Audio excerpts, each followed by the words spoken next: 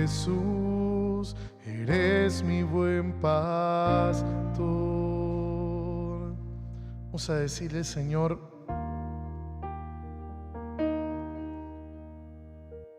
como todo buen pastor, que nos cuide como sus ovejas, que cuide nuestro corazón, que nos abrace con su bondad, que nos mime con su ternura, y que en sus manos guarde nuestro corazón. Jesús, Jesús, Jesús, eres mi buen pastor. Jesús,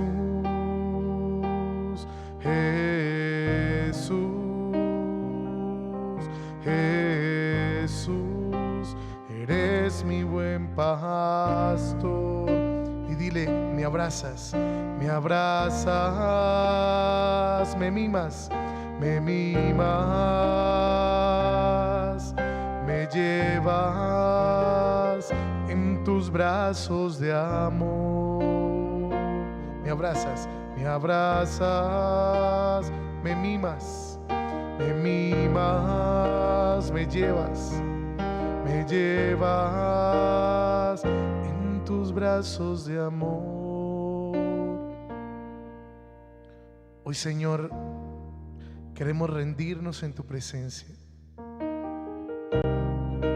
y amarte profundamente con nuestro corazón.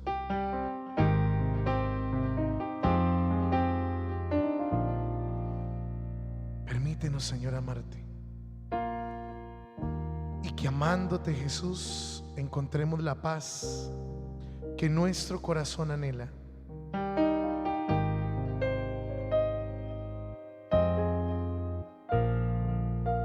Que encontremos, Jesús, la salvación que nuestra alma anhela.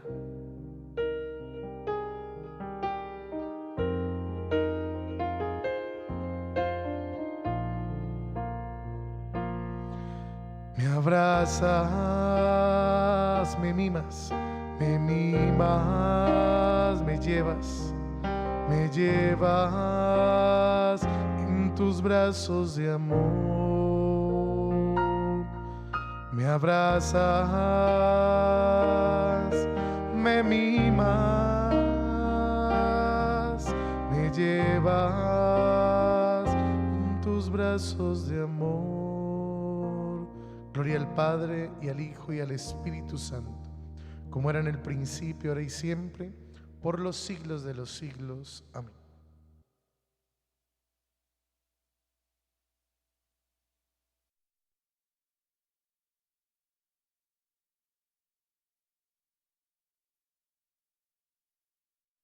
Hoy vamos a terminar con nuestras 8 mentiras. Este viaje que hemos hecho alrededor de todos estos meses, más de 3 meses, descubriendo 8 mentiras claves de la vida espiritual que, sonando como una verdad, nos hacen tener una imagen errónea de la fe, de nuestra fe e incluso de Dios. Bien, en esta 8ª mentira estábamos descubriendo esto que se ha instalado mucho en los corazones de la cristiandad e incluso de la gente que, sin ser cristiana, también lo vive, y lo vive así en su vida, y es: Dios ayuda a los que se ayudan a sí mismos. Recordemos que esta mentira es como cuando uno dice ayúdate que Dios te ayudará, una vaina así. Son como primas hermanas. Entonces, al ser primas hermanas, se empieza a instalar en nuestra vida que para que Dios nos dé, que para que Dios nos mire con amor, que para que Dios nos regale lo que nosotros esperamos, especialmente el perdón y la salvación, algo de eso depende de nosotros. Por eso uno dice: ayúdate, es decir, haz tú algo para que Dios te ayude.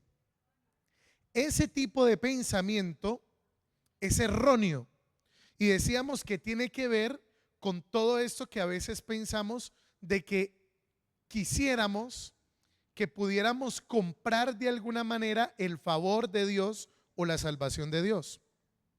Entonces es como cuando usted tanquea el carro, ¿no? Y el que le tanquea el carro ahí en la gasolinera le dice, ¿acumula millas? O como cuando usted va al supermercado y dice, ¿acumula puntos? ¿Acumulo tal cosa? ¿Es miembro de la línea de tal vaina? Y usted no, no, no, no. O algunas personas que les gusta, bueno, dicen que sí a todo. Cuando uno piensa así, de que de uno depende algo, o algo que uno hace produce que Dios te regale algo o te dé aquello que esperas, es muy peligroso ese tipo de pensamiento, porque de ahí viene una desilusión en la vida espiritual que suele suceder, por ejemplo, cuando uno ha hecho de todo espiritualmente hablando y Dios no le concede a uno lo que uno le pidió. Entonces uno dice, mire, pero es que yo he hecho de todo. Vea, me falta es irme de monja, padre. O me falta irme es como de cura. Porque es que yo he hecho de todo. Yo rezo, yo voy a la misa, yo leo la Biblia, yo oro. Y tanto que le he venido pidiendo a Dios y todo lo que yo hago, como que Dios no me escucha, no me alcanza. Como que las millas o los puntos no me alcanzan para que Dios me dé lo que yo quiero.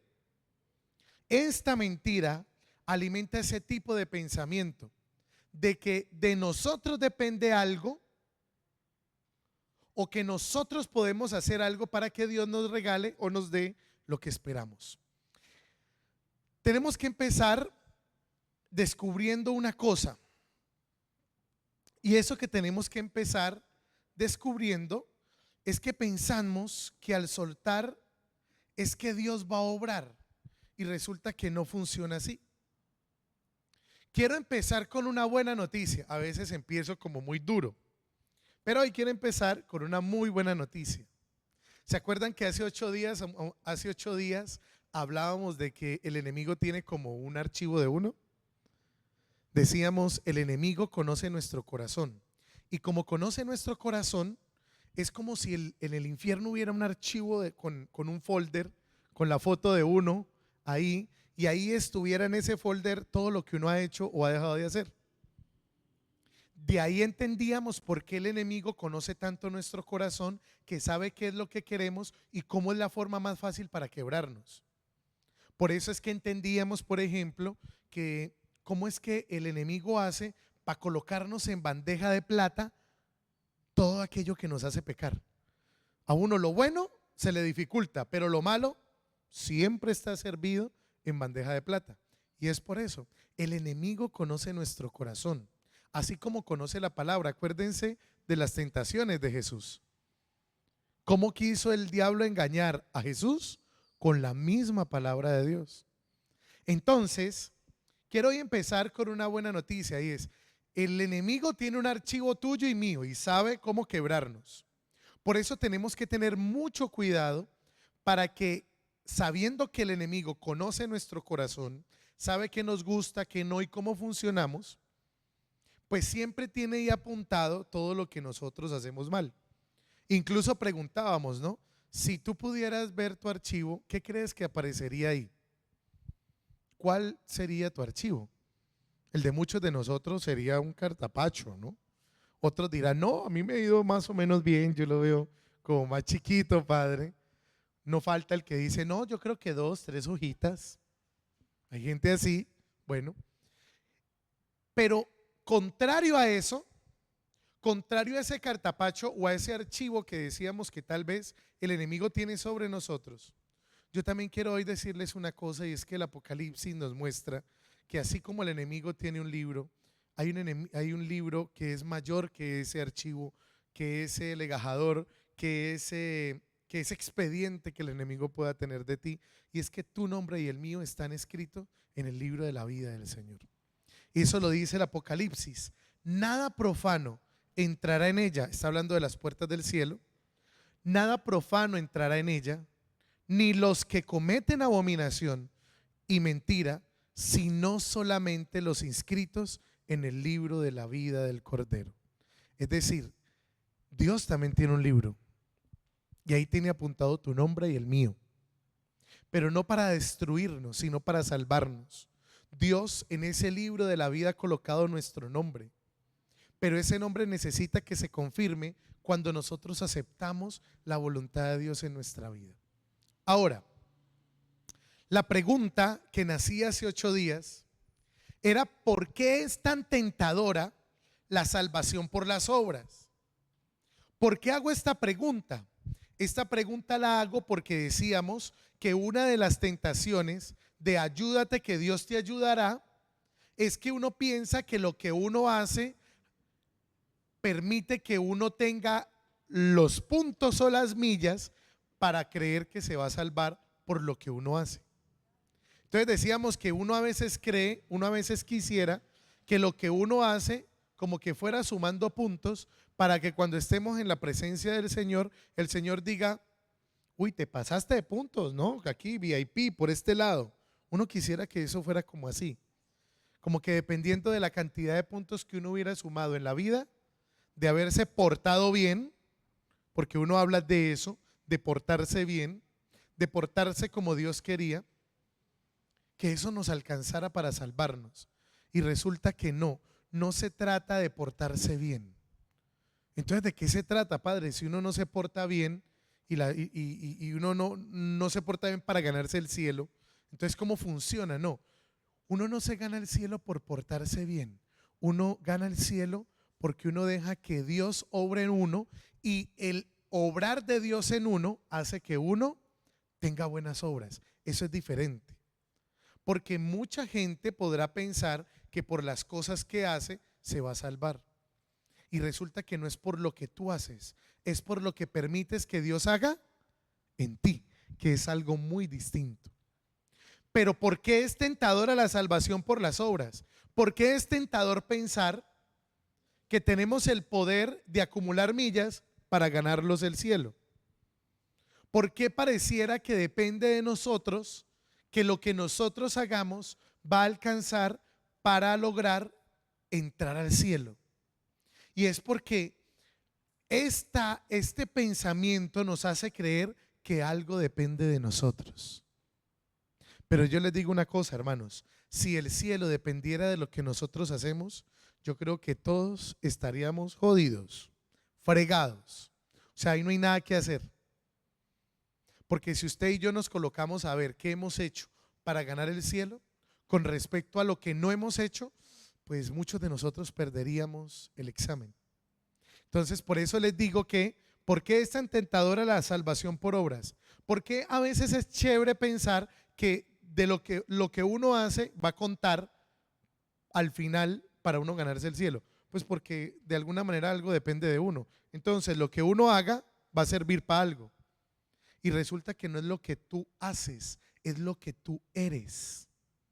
Usted puede haberse portado muy bien, comillas, pero si usted no aceptó el amor y la salvación que Dios le dio, pues sus obras son vacías. Así de sencillo.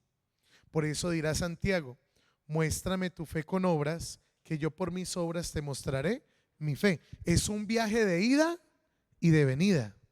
Las obras son el fruto de lo que yo soy. Las obras no son el fruto de lo que yo hago, sino de lo que Dios hace. Entonces, aquí hay un tema muy diferente, y es que hay una diferencia entre lo que llamamos, o entre lo que tiene que ver con la religión y con la relación. El cristianismo, ojo, vivir la fe cristiana no es solamente religión. Vivir la fe cristiana es también vivir una relación. Uno se termina pareciendo a aquellas personas que uno ama. Usted no ve que a veces los muchachos cuando se enamoran ya se hablan y actúan como el novio o la novia, los chicos que le gusta. Así de sencillo. Es como cuando usted se enamoró y no le gustaban los vallenatos, pero a su pareja le gustaban los vallenatos y a usted le terminaron gustando los vallenatos. Ve, y eso que te gustan los vallenatos, no sé, se me despertó en mí como esa vibra barranquillera, ya tú sabes. Una vaina así, ¿sí me entiende? O sea, uno se termina pareciendo muchas veces a las personas con las que más se relaciona. Entonces, el cristianismo no es solamente una religión, es una relación. Y esa relación es la que nos va a permitir que la salvación que Jesús ya nos dio sea efectiva en nuestra vida, porque transforma nuestra vida. No es lo que nosotros hagamos, es lo que dejamos que Dios haga en nosotros. Es lo que nosotros aceptamos en nuestra vida. Entonces, por ejemplo, si nuestra salvación dependiera de lo que nosotros hacemos, nuestros amigos los mormones nos llevan una ventaja que ni te cuento.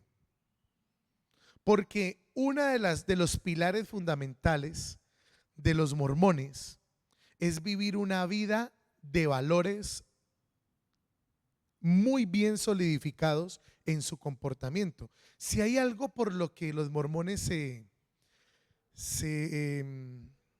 sobresaltan o resaltan, es que tienen unos valores excepcionales. La manera como viven su fe se fundamenta mucho en lo que ellos hacen, en la manera como se comportan. Por eso desde la conducta ya son intachables. ¿Usted no ve cómo se visten? Uno a veces se mantiene deschavetado. Un mormón no lo vas a ver deschavetado, nunca. Y mucho menos para ir al culto. Nosotros a veces venimos en chanclas y en chores a la misa del domingo, por ejemplo.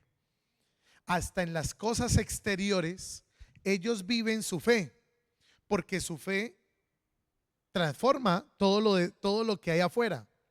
Por eso su doctrina de salvación depende mucho de ¿qué? De su conducta. Si fuera por lo que nosotros hacemos, yo te digo que nuestros hermanos los mormones nos llevan pero años luz. Pero hoy nos damos cuenta que nuestra salvación no se da o no se termina no dando desde nuestra conducta, sino desde la gracia que Dios obra a través de nosotros. Por ejemplo, estuve investigando y hay un libro en la Biblia de ellos que es Segunda de Nefí. En el capítulo 25, versículo 23, tienen como una clasificación o una nomenclatura parecida. Y en este libro dicen esto. Entonces miren para que se den cuenta, vamos a ver esto, para que nos demos cuenta de lo importante que es la conducta, portarse bien, ser intachables para su salvación. Por ejemplo, el segundo libro de Nefí, en el capítulo 25, versículo 23 de la Biblia de los Mormones, dice esto: amáis a Dios con todo vuestro poder, mente y fuerza. Entonces, su gracia os es suficiente. Ojo, su gracia, hasta ahí vamos bien, ¿no? Pues uno diría, hasta ahí vamos bien, su gracia. Su gracia os es suficiente. Y sabemos que es por la gracia por la que nos salvamos. Se parece mucho a lo que estamos diciendo, ¿no? Pero aquí viene el problema. Y es, sabemos que es por la gracia que nos salvamos. Todo bien hasta ahí. Pero el problema es después de la coma, porque dice, después de hacer cuanto podamos.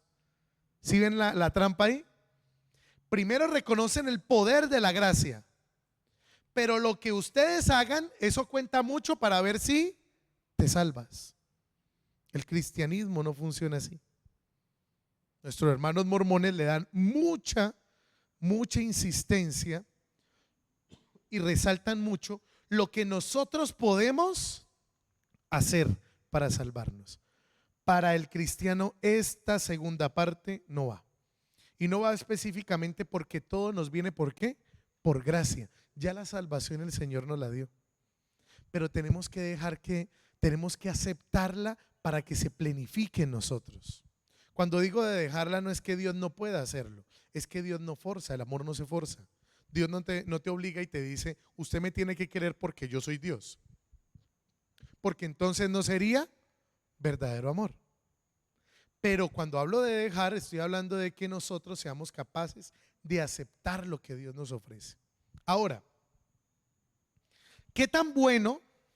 Esa es una pregunta que muchos se hacen, ¿no? ¿Qué tan bueno tendría entonces yo que ser para estar a la altura de la gloria de Dios? Ojo, ¿qué tan bueno tendría yo que ser para estar a la altura de la gloria de Dios? ¿Qué tan bueno tendría yo que portarme para que Dios me salvara? Entonces, aquí viene esta pregunta.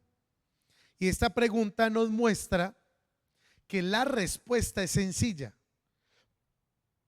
Para alcanzar la altura de la gloria de Dios, es decir, para alcanzar nuestra salvación, nosotros tenemos que ser perfectos, porque dice la palabra: sean perfectos como vuestro Padre es perfecto. El problema es que cuando nos vamos a nuestra humanidad, nos damos cuenta que de perfectos, perfectos, así como cuando uno dice perfecto, pues no somos, ¿cierto? O sea, como que quedamos ahí como más o menos, ¿no? Y más o menos es como más o menos mal. Entonces, ¿qué pasa? Si la pregunta es esta: ¿qué tan bueno tengo que ser yo para salvarme? La respuesta es sencilla: tenemos que ser perfectos. Si tenemos que ser perfectos, entonces hay algo que descubrimos. ¿Qué es lo que descubrimos? Que la búsqueda de la salvación en el fondo es interminable. O sea, usted nunca va a alcanzar completamente eso en su vida. Como usted nunca lo va a alcanzar, nunca podremos hacer lo suficiente para salvarnos. Por eso la salvación se da, ¿por qué? Por gracia. Viene gratis. Si la salvación dependiera de nosotros, no nos alcanzaría toda la vida para ser perfectos. Por eso es que decimos que la salvación no la alcanzamos por lo que nosotros hacemos, sino por lo que nosotros aceptamos que Dios haga en nosotros. Por lo que nosotros aceptamos de Dios en nuestra vida, por esa gracia que el Señor te da.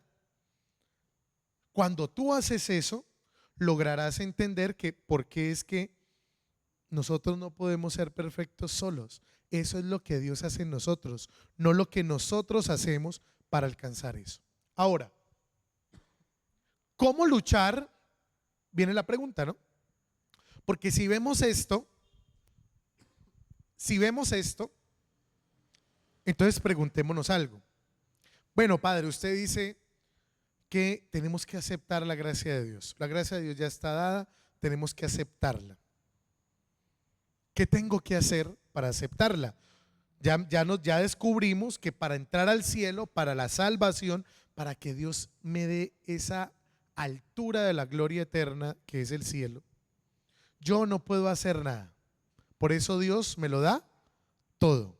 Yo lo único que tengo que hacer es que rendirme. Pero ¿cómo es eso de rendirse? ¿Uno cómo hace eso? Te viene la pregunta. Entonces yo, ¿cómo lucho contra el enemigo? ¿Cómo luchar contra el enemigo con la armadura correcta? O sea, ¿cómo hago entonces para que esta búsqueda interminable nosotros la podamos ganar? ¿Cómo lo hago? Pues la palabra nos regala este pasaje hermoso de Primera de Corintios que dice: sométanse pues a Dios, resistan el mal al diablo y el diablo huirá de ustedes. La actitud puntual para lograr que Dios, para aceptar que Dios alcance en nosotros nuestro corazón, es aprender a ¿qué? Someterse a Él. Que es muy parecido a la frase que habíamos hablado en anteriores catequesis cuando hablamos de la sumisión. No sé si lo recuerdan. Habíamos hablado de que uno de los elementos fundamentales para que Dios te salve es que tú seas sumiso a Él. Lo que pasa es que en nuestra cultura la palabra sumiso pareciera que es como que alguien nos coloca la pata encima, ¿no? Y nos aplasta la cabeza. Por eso es que no nos gusta. Por eso es que hay gente que al no ser creyente, eso de ser sumiso a Dios o de someterse a Dios no le suena. Esto es para gente que conoce lo que es capaz de ser Dios. Pero cuando uno no conoce lo que es capaz de hacer Dios, es muy difícil someterse. Porque uno quiere hacer ¿qué? Lo de uno. No, yo soy así, y pues el que me quiera así, y si me salvo, pues me salvo así. Uno en medio de su soberbia logra decir, a veces logra plantear y decir esas cosas. Pero la clave es someterse. ¿Cómo me someto?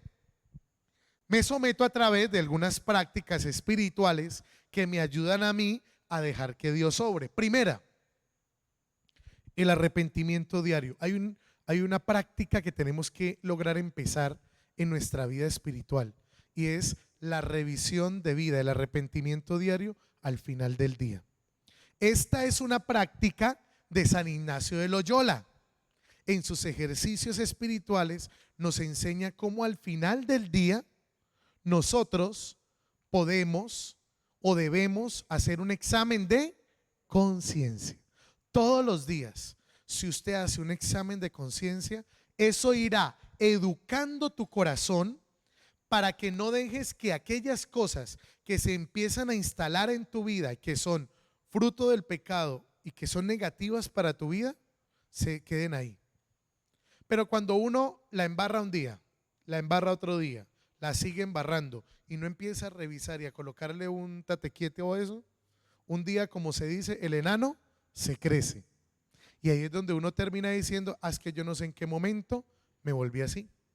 Entonces, un elemento fundamental, ¿para qué? Para someterse a Dios es el arrepentimiento diario.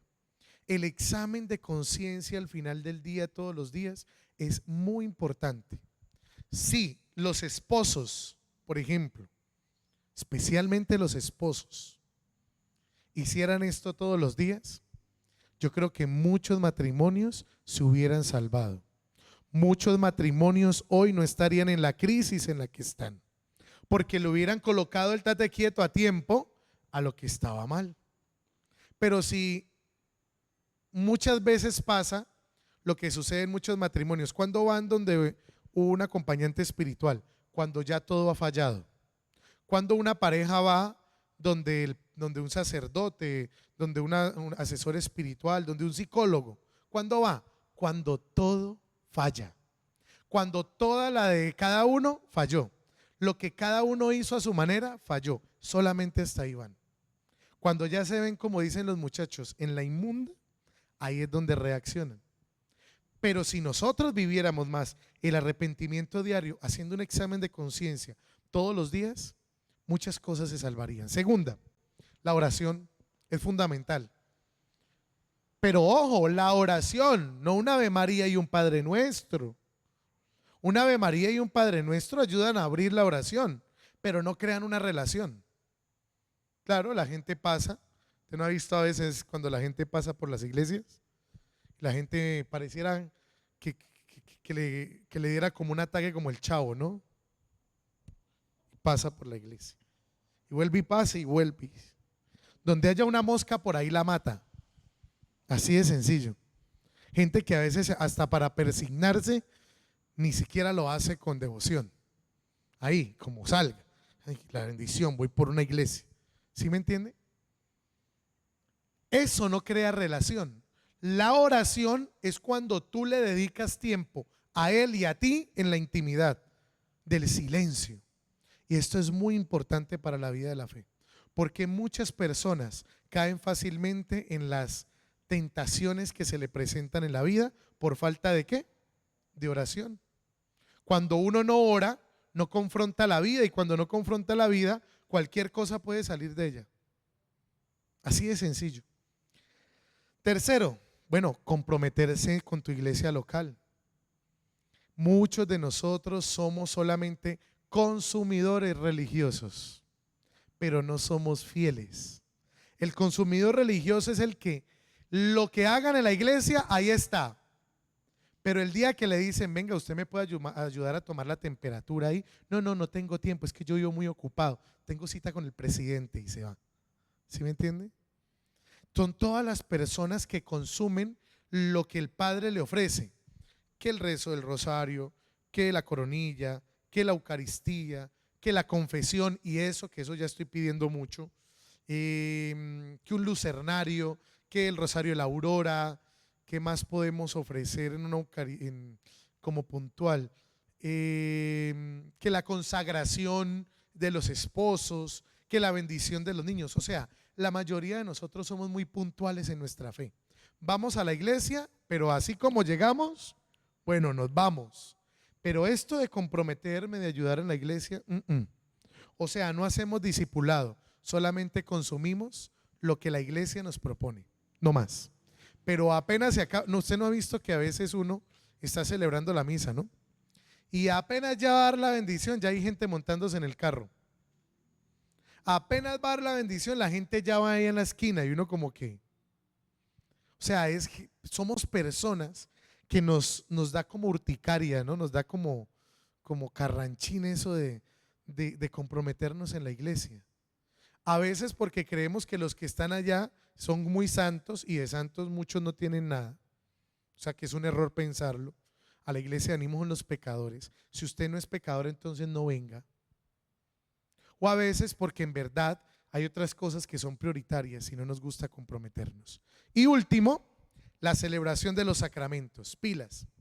En la celebración de los sacramentos está, por ejemplo, la Eucaristía y en especial también el tema que tiene que ver con la confesión. Deberíamos acercarnos un poco más al sacramento de la confesión.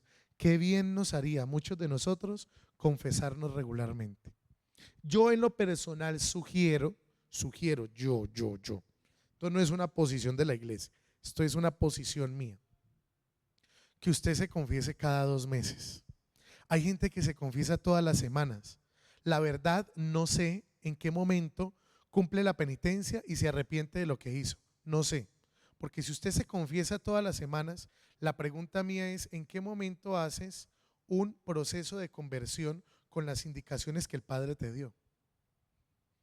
Por eso es que muchos hacemos mal uso del sacramento de la confesión. Entonces, por ejemplo, usted se confesó, quedó 0 kilómetros, llegó a la casa, le sacaron la rabia y al otro día está otra vez confesándose, como si esto fuera un car wash, ¿no? ¿Usted ha visto que el car wash, usted mete el carro y cada que se le ensucia algo, usted mete el carro y lo lava, se lo secan y otra vez queda limpio? No, el sacramento de la confesión no se puede utilizar así. El sacramento de la confesión tiene que llevarnos a nosotros a hacer un proceso de conversión. Pero si usted se confiesa cada 8 días, por ejemplo, ojo, esto es una posición personal. Si usted se confiesa cada 8 días, ¿en qué momento hace el proceso de cambio? ¿Cuál es el compromiso que usted verdaderamente hace con la conversión en su vida? Si cada 8 días está 0 kilómetros y en últimas pues no tengo que esforzarme, lo más forzoso es ir donde el Padre para confesarme. No, uno tiene que empezar a hacer un proceso de fe que le permita hacer transformaciones a largo plazo en su vida. Pero no es que yo me confieso cada 8 días o cada día por medio, porque no sé en qué momento me llega la parca, Padre, y de pronto me cogen sin confesarme, con una rabia, y no, eso no funciona así. Eso es un mal uso del sacramento de la confesión. Para esta lucha, decíamos, o sea, la pregunta ¿cuál era? La pregunta es, bueno, ¿yo cómo hago para someterme a Dios? Lo puedo hacer a través de estos elementos. Pueden haber otros, vamos a especificar estos. Pero también el Señor en su palabra nos regala algo que llaman en Efesios la armadura de Dios. En el 2º capítulo de los Efesios, puedo equivocarme, pero si no estoy mal, sí es el 2º capítulo. En el versículo 14 en adelante está lo que llamamos, o lo que llama San Pablo, la armadura de Dios. Entonces miren cómo se conforma la armadura de Dios. Primero, la palabra habla del cinturón. El cinturón es la verdad de Dios. O sea, el cinturón significa que uno anda en verdad. Segundo, la justicia o la armadura de Dios se compone de la justicia que nos puede proteger. ¿Y esa justicia viene de quién? Es de Dios. Tercero, el calzado. El calzado es la eficacia de las buenas nuevas de Jesús, es decir, de las buenas noticias que estamos aceptando de Él. Cuarto, el escudo es la fe que Dios nos ha regalado. ¿Quién da la fe? Dios. Por eso uno tiene que pedirle al Señor que le aumente la fe, porque Él es el que la da. Tercero, habla del yelmo, que es nuestra salvación, es decir, de aquello que el Señor ya nos ha regalado y que cubre nuestra cabeza. Y habla de la espada, que es la palabra de Dios. Si nos colocamos a mirar cómo se conforma todo lo que llamamos la armadura de Dios, démonos cuenta de una cosa, y es esta. Al confiar en nuestras obras, ¿qué tenemos que empezar a hacer? Darnos cuenta de una cosa en cuanto a lo que nos ayuda a defendernos del poder del mal. Y es que todas las ayudas que tenemos y que llamamos la armadura de Dios, todas vienen ¿de quién? De Dios, no vienen de ti. Mire, el cinturón es la verdad de Dios, de Dios. La justicia viene de Dios. Las buenas noticias vienen de Dios. El escudo, que es la fe, viene de Dios. El yelmo, la salvación, viene ¿de quién? De Dios. Y la espada, que es la palabra, viene pues de Dios. Es decir, todas las armas vienen de Él, no de nosotros. Por eso una de las cosas más traicioneras que uno puede hacer en la vida de la fe es creer que uno puede. No, uno no puede. Dios es el único que puede a través de uno. Porque muchas veces uno se propone hacer cambios en la vida que no termina haciendo. Por eso, porque desafortunadamente uno confía mucho en uno. Entonces usted dice, yo no voy a pecar, yo no voy a pecar, yo no voy a pequé. Otra vez vuelvo y empiezo. No, esta vez sí, a lo bien.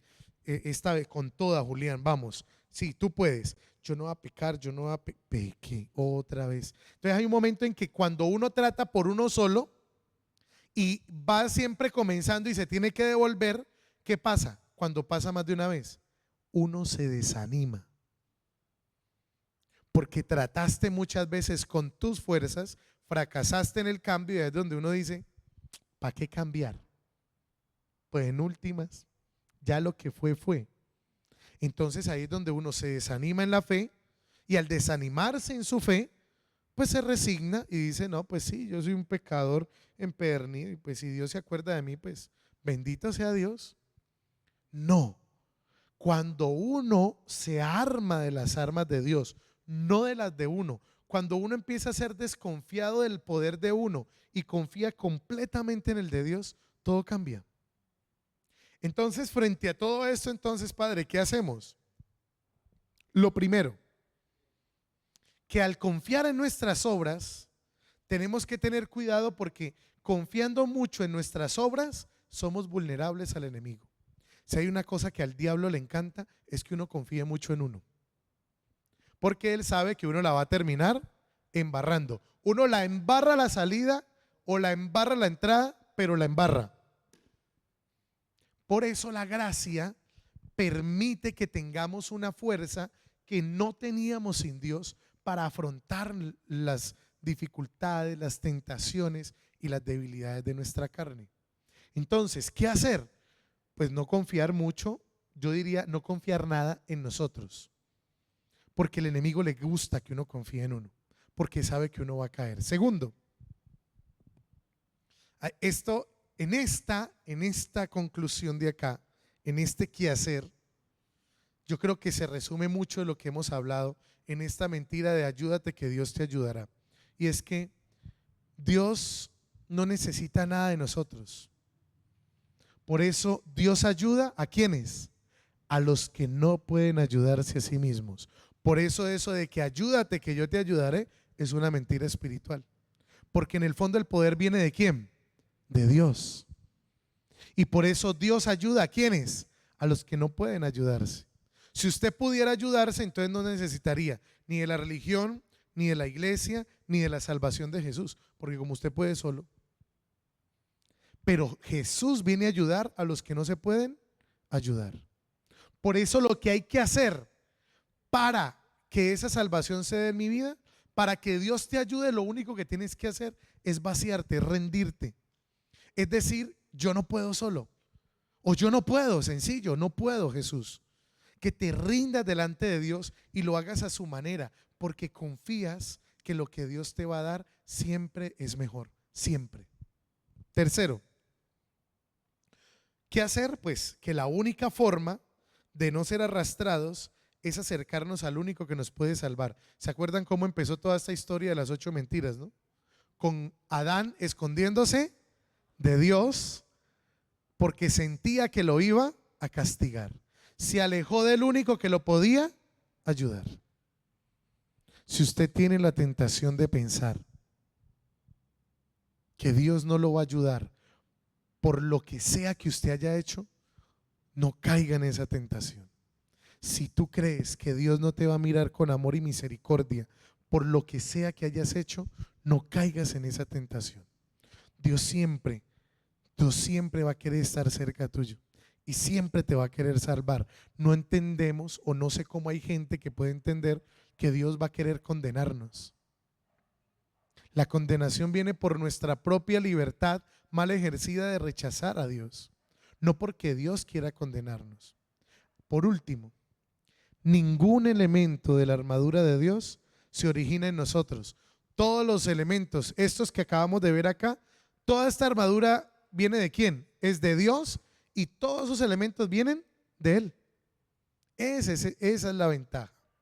Por eso dice Primera de Corintios, ojo con esto, este texto es hermoso. Primera de Corintios 10:13 dice: no nos ha sobrevenido, ojo, no nos ha sobrevenido ninguna tentación que no sea humana. Ojo, no es que yo siento, Padre, que esto es muy fuerte, que esto es más grande que yo definitivamente no puedo. ¿Por qué cuando uno cae en una tentación no puede con ella? Porque uno la trata de enfrentar ¿con qué? Con sus fuerzas, no con las de Dios.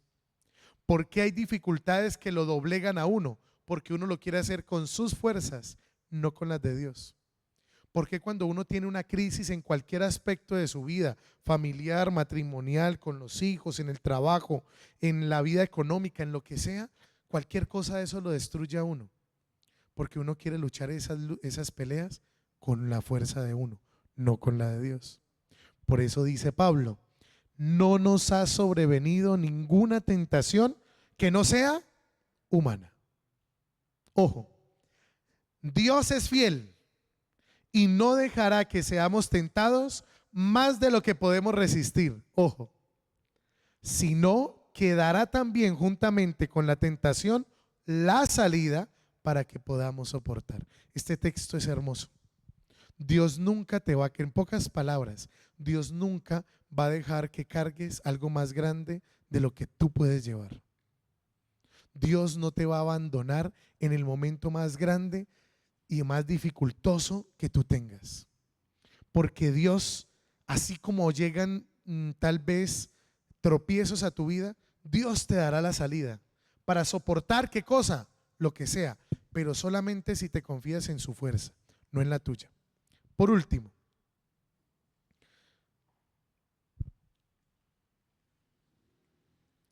todo lo que hemos visto alrededor de cada una de estas mentiras nos han mostrado una cara muy diferente de la de Dios. Y por esa cara que nos ha mostrado Dios, es que hoy tenemos que decirle al Señor gracias. Porque es importante que empecemos a tener un criterio más profundo con aquello que el mundo nos quiere hacer creer.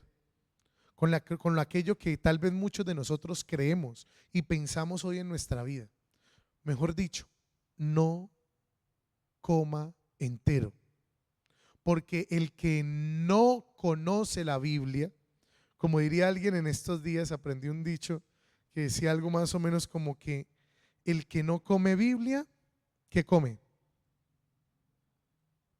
El que no come Biblia, ¿qué come? ¿Por qué se ríen? El que no come Biblia come cuento. Y el mundo tiene mucho cuento. Y por eso es que nos enreda tan fácilmente. Porque comemos mucho cuento porque no conocemos el evangelio de Dios. Y por eso es más fácil conocer el evangelio de Satanás, que es el que se acomoda a todas tonterías, a todas las mentiras, a todas las falsedades que el mundo te ofrece. Todas estas 8 mentiras nos han ayudado especialmente a eso. Bien, por eso, bueno, hoy vamos a terminar. Dentro de 8 días, ya estamos en Semana Santa, pero durante la Semana Santa también tendremos un tema específicamente que tiene que ver con el perdón, porque es un elemento fundamental de esa Semana Santa para que la vivamos bien. Lo que vamos a hablar dentro de 8 días es del perdón. Así que dentro de 8 días prepárense y les voy a dejar una tareita. Saque una hoja y saque una lista y usted va a partir su hoja en la mitad. Bien. Al lado izquierdo de su hoja, que usted la aparta a la mitad, usted va a colocar todos los nombres que se acuerde de las personas que le han hecho daño. Uy, padre, una hoja no me alcanza. Bueno, pues le coloca 2 ahí. Para eso tal vez tenemos más memoria, ¿no? Entonces usted coge una hoja, la parte a la mitad y el lado izquierdo coloca todas las personas que de una manera u otra le han hecho daño. Bien. En la parte derecha usted va a colocar las personas a las que usted ha dañado y les ha hecho daño. Claro, eso es de derechos y deberes, ¿no? Muy fácil hacer la lista de los que me han hecho víctima, pero también tenemos que hacer la lista de los que hemos sido victimarios. Esa lista es la tarea para dentro de 8 días. Usted haga esa lista y dentro de 8 días vamos a analizar muy bien esa lista para que podamos hablar profundamente del perdón. Y lo segundo que les quiero pedir es, tengo 3 clases de títulos para nuestro siguiente ciclo, pero quiero que me ayuden a escoger. Bien, vayan pensándolo. Hay tres grupos de temas que quisiera que compartiéramos en este siguiente ciclo. Un grupo de temas tiene que ver con el propósito de vida, ¿sí? Mucha gente en el mundo hoy sufre y quiere morirse porque en muchos momentos de su vida pierde el propósito de su vida. Todos en algún momento, por alguna situación, hemos pasado por un instante donde hemos querido morirnos. La mayoría de personas, dice un estudio, más o menos el 85% de las personas dice que en algún momento de su vida, por X o Y situación, han querido morirse o han sentido que se están muriendo porque han perdido el propósito de sus vidas. Bueno, un grupo de temas iría orientado hacia eso. Bien, el otro grupo de temas viene y tiene que ver con elementos para la crianza de los hijos, para papás. Muchos de ustedes ya son abuelos, pero siguen siendo papás. O muchos abuelos cuidan a sus nietos, ¿no? Y entonces es importante que tengamos también elementos para la crianza de los hijos. Entonces, también hay un grupo de temas que tenemos pensado para trabajar con lo que tiene que ver con la crianza de los hijos, con aprender a ser buenos padres y madres. Y el tercer grupo de temas, de pronto puede ser como seccionador en el público, pero nos sirve para todos. Y tiene que ver con las mentiras que creen las mujeres y las verdades que las hacen libres. El grupo de temas se llama más o menos así. Es un tema exclusivamente, pues, que enfoca exclusivamente el tema de las mujeres. Las mentiras que las mujeres creen y las verdades que las hacen libres. Si tocamos ese tema, también hay otro grupo de temas que es las mentiras que los hombres creen y las verdades que los hacen libres. Por lo tanto, hay 3 grupos de temas que la idea es que ustedes nos ayuden a escoger. Bien, así que si en este momento están ahí conectados, ayúdenos a escoger. Yo siempre veo luego las catequesis y los leo, pero sobre todo en los comentarios del link, ahí por favor háganlo. Si no se ha suscrito al canal del Padre Oscar, hágalo para que nos pueda ayudar a escoger los temas. Entonces recordemos, propósito de vida, Segundo, educación para los padres, tips para que los padres tengan elementos para criar a sus hijos en santidad. Y lo tercero es mentiras que los hombres y las mujeres creen y las verdades que los hacen libres. Lo que tenemos para ese tercer grupo es que haríamos una mentira de mujeres un martes y una mentira de hombres el otro martes, para que nos fuéramos haciendo pasito, ¿no? Porque pues normalmente en nuestro canal hay mucha mujer. Entonces yo sé que ahí mismo se alborotan todas y dicen, no, el de las mujeres, claro, sí. Usted ve que nuestras parroquias se conforman en un 80 y un 90% de mujeres. Los hombres somos más duros para las cosas de la fe. Entonces, para que no quede desbalanceado, tenemos esos tres grupos de temas. Por favor, empiecen a colocarnos cuál quisiera usted que hiciéramos y nosotros vamos a mirarlo y a partir de eso tomaríamos la decisión para empezar ese segundo ciclo en el martes después de Semana Santa. Dios los bendiga. Vamos a orar. Hoy, Padre amado, nos queremos colocar en tus manos.